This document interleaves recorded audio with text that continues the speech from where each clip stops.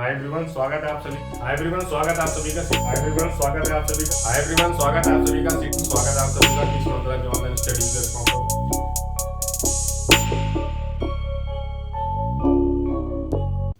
Hi everyone, स्वागत है आप सभी का डेली करंट अफेयर की क्लास में। सो बेसिकली आज के जो हमारे मोस्ट इंपॉर्टेंट करंट अफेयर हैं, जैसे कि पिछली क्लास आपकी हुई नहीं थी, थोड़ा हेल्थ इशूज या फिर नेटवर्क इशूज दोनों मिक्सचर में था। अब हेल्थ और नेटवर्क की बात नहीं, मेरा थोड़ा स्वास्थ्य गड़बड़ था जिस वजह से क्लास मैंने नहीं की, तो कोई दिक्कत नहीं है। 31 मार्च आज हमारा मंथ का लास्ट डे है। आज हम सारा करंट अफेयर क्लियर कर लेंगे। और एक आपको मोस्ट इंपॉर्टेंट चीज, इस महीने का जो आपका पूरा करंट अफेयर का पीडीएफ होगा, आपको एक पूरा मैगजीन मिलेगा, टीच मंत्रा मॉर्निंग करंट डोज के नाम से, 2022 मंथ मार्च। ठीक है, उसमें आपका वन लाइनर क्वेश्चन में ऐड हम करेंगे। सारे जितने भी मैंने आपको पीडीएफ दिए हैं, सारे क्वेश्चन उसमें ऐड होंगे। एक्स्ट्रा क्वेश्चंस भी ऐड होंगे। आपका ऑस्कर अवार्ड भी ऐड होगा, दादा साहेब फाल्के अवार्ड भी ऐड होगा, पद्मश्री पद्म भूषण भी ऐड होगा। मोस्ट इंपॉर्टेंट बुक्स होंगी वो भी आपका ऐड होगा। 8 से 10 पेज ऐसे होंगे जिनमें ये सब चीजें ऐड होगी।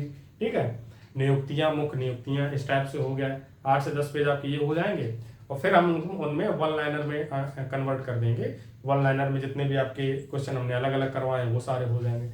फिर आपके उसके बाद 50 एमसीक्यू क्वेश्चन उसमें हमने ऐड किए हैं, डाल दिए जाएंगे, मतलब डाले गए हैं, डाल दिए जाएंगे क्या, तो वो 50 क्वेश्चन आपके प्रैक्टिस के लिए हो जाएंगे। तो आपका एक महीने का पूरा बैकअप कंप्लीट हो जाएगा। आप अगर जब चाहें रिवाइज करें, पीडीएफ को प्रिंट आउट करके निकलवा लें, अपना उससे पढ़ें, और अगर नोट्स बना रखे हैं तो और अच्छी बात है, फिर अगर नहीं बना रखे हैं तो और भी ज़्यादा अच्छी बात है, क्योंकि आपको पूरा नोट्स मिलने वाला है।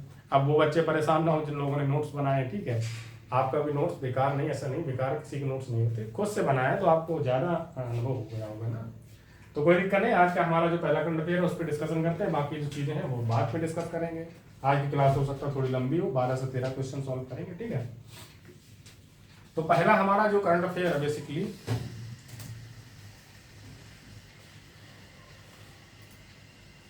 पहला करंट अफेयर है सऊदी अरब ग्रैंड प्रिक्स। क्वेश्चन 1,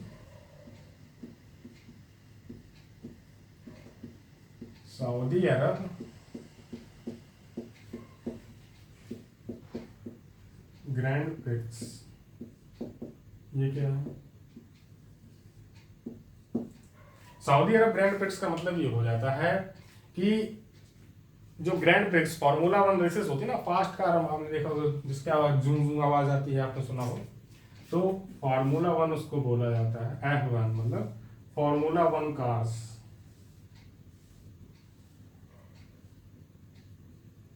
सबसे फास्टेस्ट कार यही होती है आपकी वर्ल्ड में, फार्मूला 1 बोला जाता है। आपने रेसिंग में देखो, छोटे, जब आप किसी मेले में घूमने जाए, छोटे बचपन में आप गए होंगे, तो छोटी छोटी कार्स नहीं आप होते हैं जिसकी क्वालिटी काफ़ी इतनी हैवी मेटल से बनी होती है, उसको आप कहीं फेंक दें वो टूटती नहीं है या खराब नहीं होती है, तो उस वो फार्मूला 1 का ही एक डमी होता है। उस टाइप की फार्मूला 1 आपकी कार्स होती हैं। ठीक, आपने देखा होगा।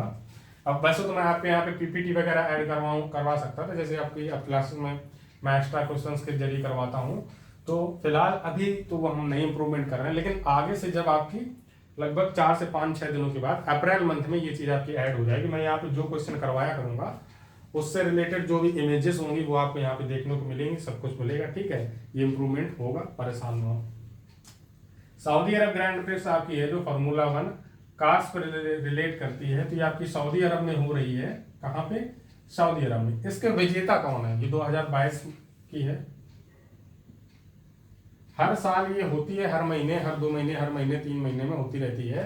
तो इसके विजेता कौन रहे? मैक्स वर्स्टैपेन, काफी ज्यादा पॉपुलर है।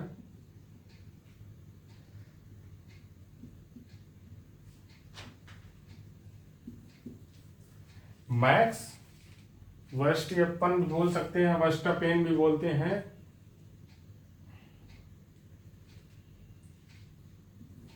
मैक्स वर्स्टैपेन लिख लें। ठीक है, और ये विनर रहे हैं, ये विजेता रहे हैं इस प्रतियोगिता के।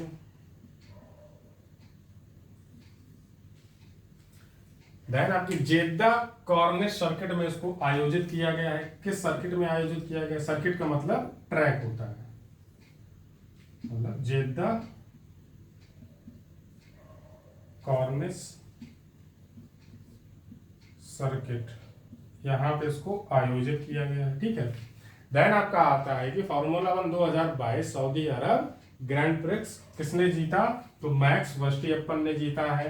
ठीक है, चार्ल्स वेसलर जो आपके हैं, चार्ल्स वेसलर जिनको लेक्सर या वेसलर बोला जाता है, ऐसा नाम है, वो सेकंड नंबर पे रहे हैं। सेकंड नंबर पे कौन रहा है?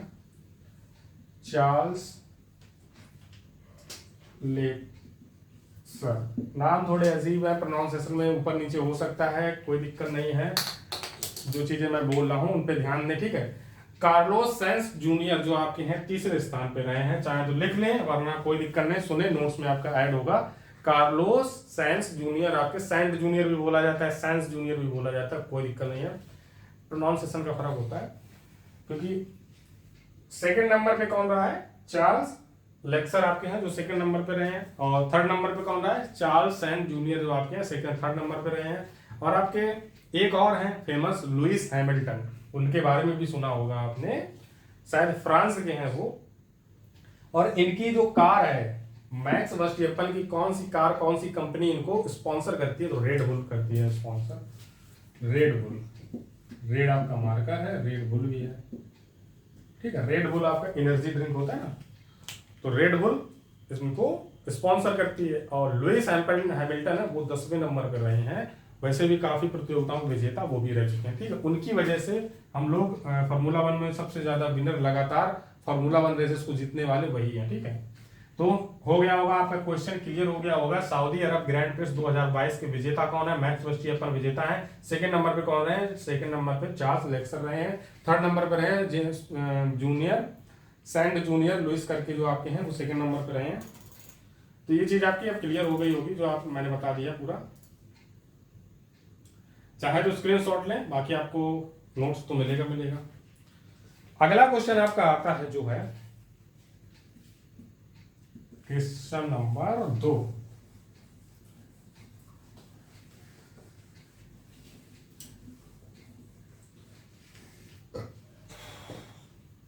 सेकंड नंबर क्वेश्चन जो आपका है वो रिलेट करा जाता है बालिक तान।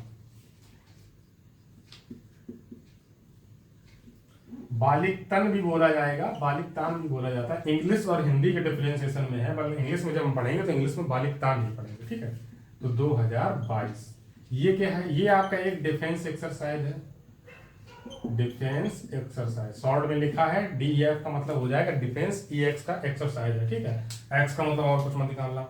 और सबसे बड़ा सैन्य अभ्यास बोला जा रहा है, बिगेस्ट डिफेंस एक्सरसाइज बोली जा रही है वर्ल्ड की, बिगेस्ट इन वर्ल्ड। क्यों बोली जा रही है? क्योंकि ये किसके किसके बीच हो रहा है?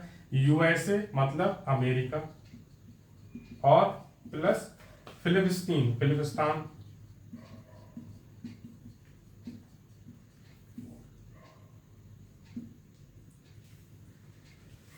फिलीपींस लिखे यहाँ पे, क्या ही मैंने लिख दिया, फिलिस्तीन इस नाम की कोई कंट्री भी नहीं है।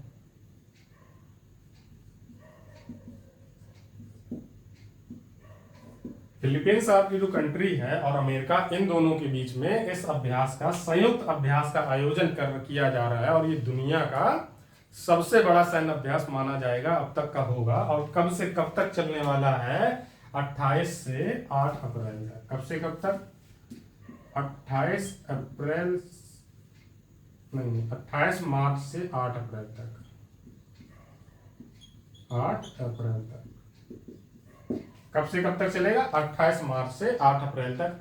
और इसके अंतर्गत अब मैं लिखूंगा नहीं, बोलूंगा, आपको बोल के बता रहा हूं कि किन किन चीजों पे सैन्य अभ्यास को परफॉर्म किया जाए। परफॉर्म करने का मतलब है किन किन कैटेगरी को शामिल किया गया है। तो इसमें आपका हो गया समुद्र से रिलेटेड, आपदा प्रबंधन से रिलेटेड, और आपका वन प्रणाली से, फॉरेस्ट गार्ड से रिलेटेड हो गया, लाइव फायर प्रशिक्षण से हो गया, उद्गम संचार प्रणाली से हो गया, उभयचर से हो गया, शहरी संचालन से हो गया, विमान से रिलेटेड हो गया, जो मतलब आपका एयर स्ट्राइक्स वगैरह होती हैं उनसे रिलेटेड हो गया। ठीक है, और आतंक विरोधी गतिविधियों से रिलेटेड हो गया, मानवीय सहायता से रिलेटेड हो गया। इन सब पर ये एक्सरसाइज है आपकी केंद्रित होगी। जितने भी चीजें मैंने बोली नोट्स में आपकी ऐड होगी, तो उनको एक्स्ट्रा अगर चाहें तो आप ऐड करें, लिख लें, लेकिन कोई लिखने की जरूरत नहीं है, आपको नोट्स तो मिल रहे हैं।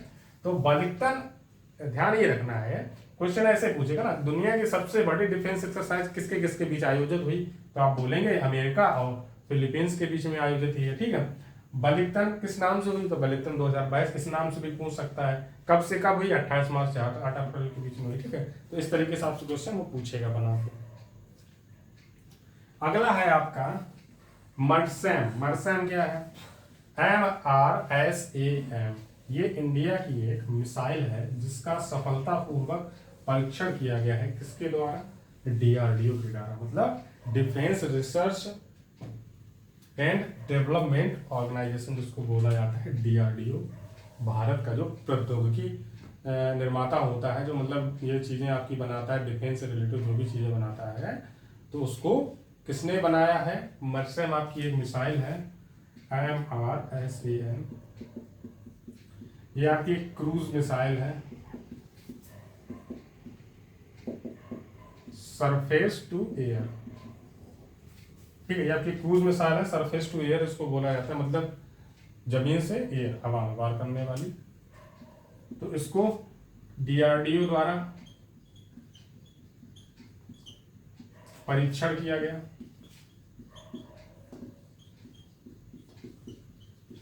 जो कि सफल रहा। उड़ीसा के तट पर किया गया,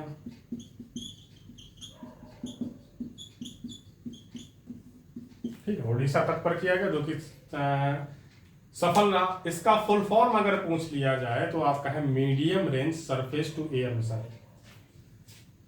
medium range surface to air missile, ये इसका पूरा फुल नेम हो जाएगा, ठीक है। मर्सैम जो आपकी है DRDO द्वारा इसका परीक्षण किया गया था, सफल रहा, उड़ीसा तट पर MRSAM cruise missile surface to air है, ठीक है। ये आपका हो गया क्वेश्चन, पूरा क्लियर हो गया। इसके बाद चलते हैं हम अगले क्वेश्चन पे।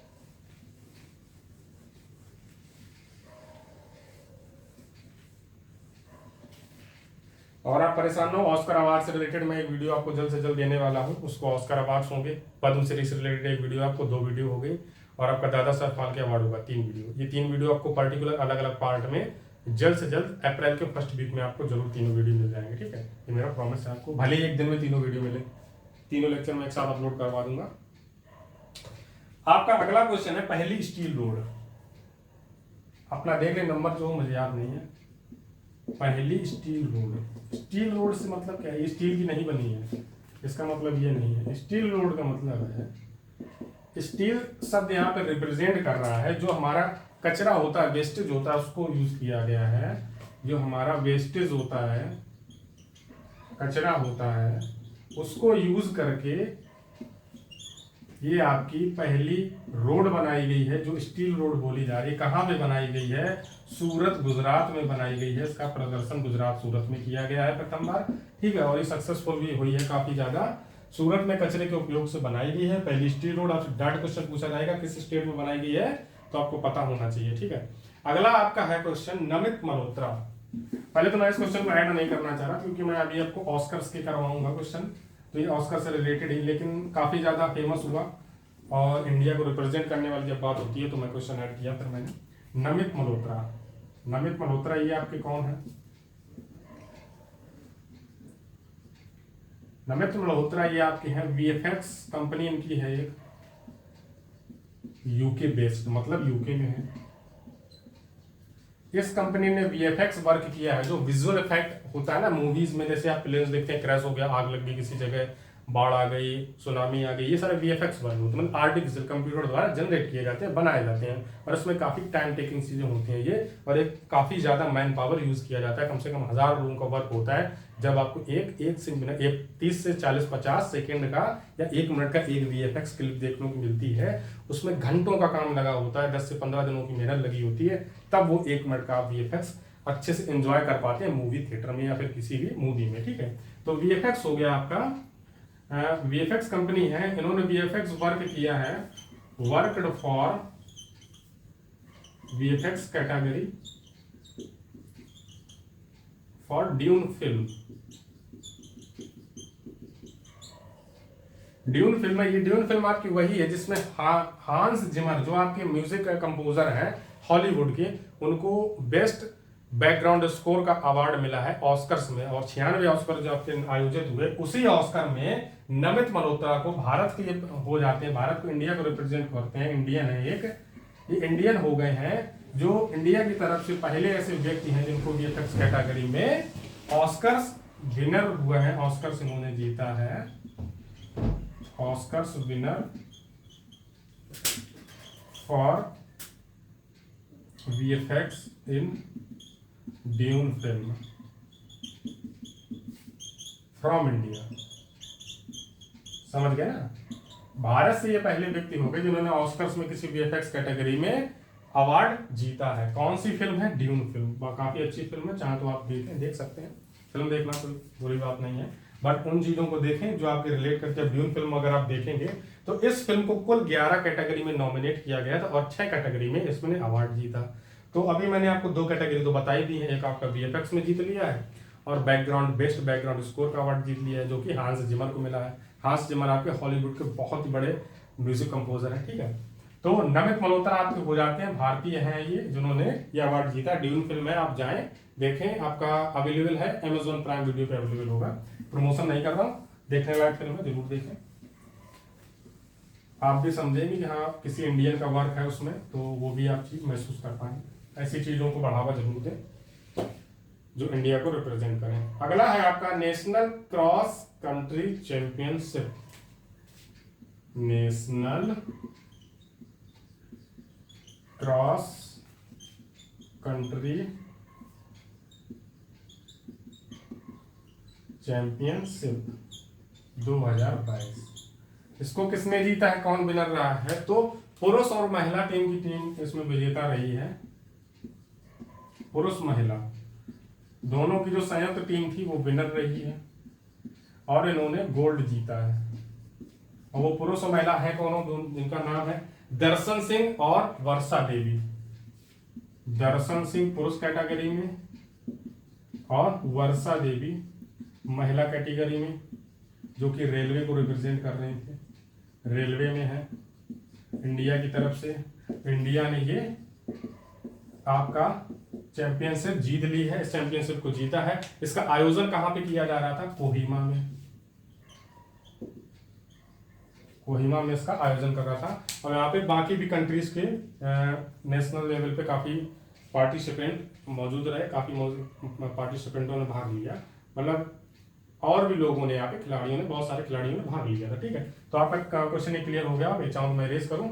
अगला क्वेश्चन आपका है ILO से, इंटरनेशनल लेबर ऑर्गेनाइजेशन, अंतरराष्ट्रीय श्रम संगठन, जिसकी स्थापना 1919 में हुई थी और इसका हेडक्वार्टर आपका जिनेवा में माना जाता है। माना जाता क्या है? ILO मतलब इंटरनेशनल लेबर ऑर्गेनाइजेशन, ठीक है, अंतरराष्ट्रीय श्रम संगठन, शॉर्ट में लिखा है, समझ लेना, ठीक है।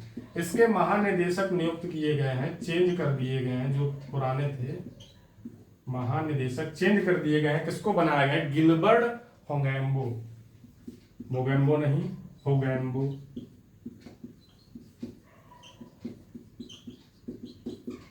गिलबर्ट होगेम्बो है, इनको नियुक्त किया गया फॉर नेक्स्ट 5 इयर्स। अगले 5 साल के लिए इनको नामित किया गया है। और हमारा फिर यहाँ पे वही आ जाता है क्वेश्चन, 1919 में स्थापना, हेडक्वार्टर है जिनेवा में, जो कि स्विट्जरलैंड में है, काफी फेमस जगह। यशराज जो आप हमारे हैं, यशराज फिल्म के डायरेक्टर रहे यश चोपड़ा, उनकी काफी फेमस जगह है स्विट्जरलैंड। उनकी मूवीज में जो SRK होते हैं वो स्विट्जरलैंड ज्यादा जाया करते हैं, ठीक है। तो ये आपका होगा ILO के नए महानिदेशक कौन नियुक्त हुए हैं? गिलबर्ट होगेम्बो है जो नए महानिदेशक नियुक्त हुए हैं फॉर नेक्स्ट 5 इयर्स के लिए। ILO इंटरनेशनल लेबर ऑर्गेनाइजेशन का आपका मुख्यालय कहाँ पे? जिनेवा, स्विट्जरलैंड में। इसकी स्थापना कब हुई थी? 1919 में हुई थी। एडिशनल इंफॉर्मेशन अगर आप देना चाहें तो ये बताएं कि इन्होंने ये कौन से नंबर के हैं और कौन सा किनको रिप्लेस किया है। तो नंबर तो मैं बता दे रहा हूं आपको, 11वें नंबर के हैं और किसके स्थान पे ये जगह लेंगे ये आपको बताना है कमेंट बॉक्स में, ठीक है। इसके बाद आते हैं अगला है आपका ईशान मंथन महोत्सव। इसका आयोजन कहाँ किया जा रहा है और कब से कब तक चलेगा? अगला आपका है ईशान मंथन महोत्सव। इसका आयोजन जो है न्यू दिल्ली में किया जा रहा है। ठीक है, कब से कब तक चलेगा इसका आयोजन किया जा रहा है? 25 से 27 मार्च, मतलब खत्म हो चुका है आयोजित। 25 से 27 मार्च तक इसका आयोजन किया गया था। इसमें उत्तर पूर्व भारत की समृद्ध जातीयता और चीजों का जब मतलब समृद्धि होती है, कल्चर का वहां पर रिप्रेजेंटेशन की वजह से इसको जो इंसान मंथन है इसका महोत्सव का आयोजन किया गया, जो भारत के नागरिक एवं उड्डयन मंत्री हैं उनके द्वारा इसका ऑर्गेनाइजेशन का मतलब इसका उद्घाटन किया गया, आयोजन किया गया था। तो कहां पे? न्यू दिल्ली में। इसके बाद अगला आ जाता है हमारा राष्ट्रीय जल पुरस्कार 2022। काफी इंपॉर्टेंट क्वेश्चन है। क्यों इंपॉर्टेंट है अभी आपको पता चल जाएगा। राष्ट्रीय जल पुरस्कार 2022 किसके द्वारा दिए गए हैं? हर साल दिए जाते हैं। कितनी कैटेगरी में दिए जाते हैं? तो राष्ट्रपति द्वारा दिए जाते हैं। कितनी कैटेगरी में दिए जाते हैं? क्यों दिए जाते हैं? तो राष्ट्रपति द्वारा दिए जाते हैं। 57 कैटेगरी में लगभग दिए जाते हैं, मतलब 11 कैटेगरी में 57 लोगों को तक दिए जा सकते हैं। इसमें विनर कौन रहा है? फर्स्ट पोजीशन पे मोस्ट, तो इसमें आपका उत्तर प्रदेश राज्य है प्रथम स्थान पे रहा है। इसी वजह से आपका ये क्वेश्चन मोस्ट इंपॉर्टेंट हो जाता है, क्योंकि उत्तर प्रदेश राज्य ने ये पुरस्कार जीत लिया है। 2022 का राष्ट्रीय जल पुरस्कार किसने जीता है? उत्तर प्रदेश राज्य ने जीता है। और भी राज्य हैं जिन्होंने जीते हैं। सेकंड नंबर पे आपका राजस्थान रहा है, तीसरे नंबर पे तमिलनाडु रहा है, सेकंड पे आपका राजस्थान रहा है। स्थापना दिवस 30 मार्च को मनाया राजस्थान ने। तीसरा नंबर आपका आ गया तमिलनाडु। ठीक है, तो पहले नंबर पे उत्तर प्रदेश, यूपी, इसके मुख्यमंत्री अभी दोबारा शपथ ली योगी आदित्यनाथ। ठीक है, तो ये आपका क्वेश्चन हो गया पूरा कंप्लीट। अगला क्वेश्चन आपका आता है इसके बाद, उसको देखते हैं। अगला क्वेश्चन आपका आता है वैश्विक पारंपरिक चिकित्सा केंद्र।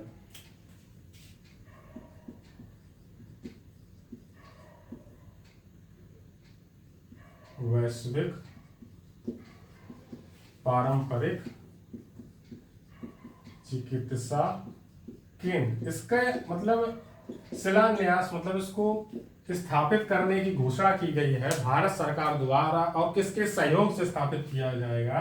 तो इसको भारत और WHO के सामरिक सहयोग से बनाया जाएगा, जहां पे औषधियों से लेके नई दवाओं की चीजों की खोज के बारे में बात की जा रही है। और किस जगह स्थापित किया जाएगा? गुजरात। सब चीज गुजरात में ही बना दी जाएगी, हमें भी लग रहा है। गुजरात के जामनगर में। स्टील रोड भी गुजरात में बन रहा है, सारी चीजें गुजरात में बन रही है। तो वैश्विक पारंपरिक चिकित्सा केंद्र है, गुजरात में बन रहा है। भारत और WHO मिलकर बनाएंगे, सहयोग दोनों का रहेगा इसमें। और MOU मतलब मेमोरेंडम ऑफ अंडरस्टैंडिंग पे सिग्नेचर किए दोनों देश, मतलब दोनों संस्थाओं ने। संस्था भारत की ओर से संस्था जो रही है, मतलब चिकित्सा जो आपका हो जाता है, चिकित्सा से रिलेटेड जो मंत्रालय है उसने सहयोग से साइन किए हैं, मतलब WHO के साथ हाथ मिलाया है, उनके साथ मिलकर इसका किया जाएगा। अगला आपका क्वेश्चन आता है फीफा वर्ल्ड कप 2022। इसका आयोजन कहां पे किया जाएगा? कतर में किया जाएगा। कब से कब तक किया जाएगा? तो इसका आयोजन आपका किया जाएगा 21 नवंबर से 28 दिसंबर तक आपका फीफा वर्ल्ड कप 2022 का आयोजन होगा कतर में। कतर दोहा की राजधानी हो जाती है ये आपकी कतर। फीफा वर्ल्ड कप 2022 कब से कब तक हो जाता है आपका? 21 नवंबर से 28 दिसंबर के बीच में। लेकिन इस वर्ल्ड कप को क्वालिफाई किया है कनाडा ने 36 साल बाद। Canada qualified for FIFA world cup 2022 after 36 years, मतलब 36 के हिसाब से 1986 में पहली बार कनाडा ने क्वालिफाई किया था फीफा वर्ल्ड कप के लिए 2022, मतलब फीफा वर्ल्ड कप के लिए। लेकिन 36 सालों के बाद कनाडा ने फिर से क्वालिफाई कर लिया है फीफा वर्ल्ड कप 2022 के लिए, और इसमें 32 टीमें हैं जो हिस्सा ले रही हैं क्वालिफाइंग राउंड्स के कैटेगरी में। ये लास्ट वर्ल्ड कप है। अगला वर्ल्ड कप जब फिर से 2026 में होगा, जो कि संयुक्त रूप से अमेरिका और आपके 2 से 3 देशों के मिलके हो रहा है, वहां पे 46 टीमें आपकी शामिल होगी। होप आशा की जा रही है कि उस कैटेगरी में भारत भी क्वालिफाई कर जाएगा, क्योंकि 46 टीमों में इस वक्त भारत का जो नंबर आता है 56 से 57 नंबर के रैंक पे हैं हम लोग। तो शायद हो सकता है कि उस वर्ल्ड कप तक हम क्वालिफाई कर पाए, लगभग 4 साल बाद हो। वर्ल्ड कप भी आपका सेम क्रिकेट वर्ल्ड कप की तरह इन 4 इयर्स में इसका आयोजन किया जाता है, लेकिन कोविड की वजह से इसको डिले किया गया था, वरना अब तक ये वर्ल्ड कप हो गया होता। कतर दोहा में इसका आयोजन किया जाएगा। कुल 36 टीमें इसमें हिस्सा लेंगी और अंतिम 8 में जो जगह बनाएगी वो मेन क्वालिफाइंग राउंड के लिए फाइट करेंगी फॉर फीफा वर्ल्ड कप के लिए। ठीक है, अगला आपका क्वेश्चन जो आता है रेणु सिंह। रेणु सिंह कौन है? रेणु सिंह आपकी IFS इंडियन फॉरेन, मतलब उसकी डायरेक्टर्स रही हैं, निर्देशिका रही हैं इंडियन फॉरेन सर्विसेज की, IFS इनको बोला जाता है। तो रेणु सिंह है आपकी, इनको निदेशक नियुक्त किया गया है। निदेशक मतलब डायरेक्टर, महानिदेशक एक ही बात होती है, निदेशक महानिदेशक। निदेशक नियुक्त किया गया, किसका किया गया है? FRI forest research institute. इसमें IFS भी होता है, इंडियन फॉरेन सर्विसेज भी होता है, एक आपका IFS भी होता है, इंडियन फॉरेस्ट सर्विसेज भी होता है। ठीक है, दोनों कैटेगरी अलग अलग आती है, दोनों का मतलब भी अलग अलग है, क्योंकि IFS का एग्जाम भी अलग होता है। IFS का एग्जाम का पैटर्न ही अलग है। उसको जो आपकी बाकी की 16 सर्विसेज होती हैं UPSC की, उनमें इंक्लूड नहीं किया जाता है, जबकि उसका एग्जाम अलग से लिया जाता है। अगर आप फॉर्म भरेंगे तो देखेंगे उसमें 2 ऑप्शंस आपको मिलेंगे, या तो आपको IAS से लेके IFS, IPS, IFS सारी सर्विसेज के लिए आप अलग फिल करेंगे, और IFS का ऑप्शन आपके लिए अलग होगा। दोनों में आप अगर फिल करते हैं तो आपको रैंक वाइज, रैंक के हिसाब से क्वालिफिकेशन मतलब वरीयता दी जाएगी कि आप किसमें क्वालिफाई कर रहे हैं। ठीक है, IFS का एग्जाम भी आपका अलग होगा, मेंस का भी अलग होगा, ऑप्शन सारी चीजें आपकी अलग हो जाती हैं, सिर्फ आपका प्री का एग्जाम सेम होता है दोनों के लिए। ठीक है, तो रेणु सिंह आपकी हैं, निदेशक नियुक्त किए गए हैं फॉरेस्ट रिसर्च इंस्टीट्यूट। हिंदी के जो बच्चे लिखना चाहें, वन अनुसंधान संस्थान है जो आपका, उसकी निदेशक नियुक्त की गई है।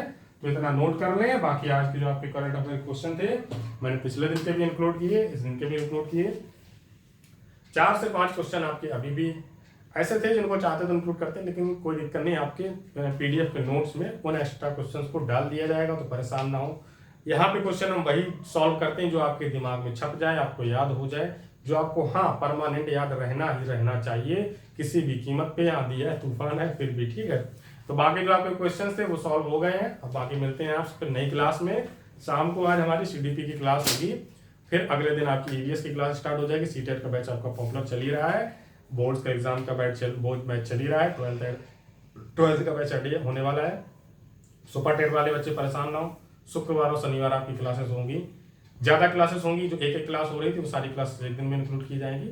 Computer, physics, chemistry, biology, maths और CDP तो आपका खत्म हो चुका है। CDP का रिवीजन की क्लास मैं आपको अगले हफ्ते से प्रोवाइड कराऊंगा, इस हफ्ते से नहीं, अगले हफ्ते से। ठीक है, तो एक क्लास आपकी रिवीजन की मैं डलवाया करूंगा। ठीक है, सैटरडे को या संडे को, तो परेशान ना रहें। तब तक के लिए ऐसे हंसते रहें, मुस्कुराते रहें, अपने घर वालों का ख्याल रखें, और ऐसे टीच मंत्रा फैमिली के साथ जुड़े रहें। और चैनल को सब्सक्राइब नहीं किया तो जरूर कर लें, वीडियो को लाइक नहीं किया तो जरूर करें। ठीक है, और शेयर तो जरूर करें। ठीक है, तब तक के लिए गुड बाय।